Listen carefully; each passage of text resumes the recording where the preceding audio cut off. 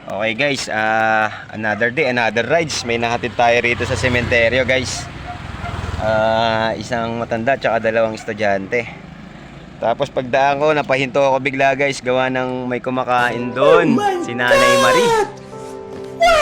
Nag-aaya siya kumain, silipin natin kung anong food trip nila. Tama-tama. Medyo umuulan pa, tanghalian na rin naman. Let's go. Masisira Magandang ang hapon buhay mo. po. Yes. Nanay Marie. Kanyang mga kamarites. Ang ulam po namin ay Ano ulam dyan? Ano ulam dyan? adobong po, tuyo, menudo, binili, sopas na binili, mga paninda. May mga ano pa sila rito guys.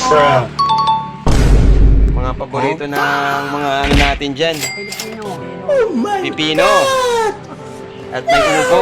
Ito, okay na okay tong upong to. Masustansya to. Yung mga kamartes natin, anong pangalan? Ako ay si Mama. Hi, Gina. Ate Gina. Saka si ate. Marjorie. Tindahan to. Ayun yung tindahan to. Marjorie. Ate Marjorie. Puntahan niyo si ate Marjorie. May mga tinda siya rito ng ano. Mga fresh na saging. Okay pa to. Oh, mas mura dito syempre no. Mas mura dito. Kaya kung gusto niyo mura-murang gulay tsaka prutas, okay dito. Guys, makikikain muna tayo guys.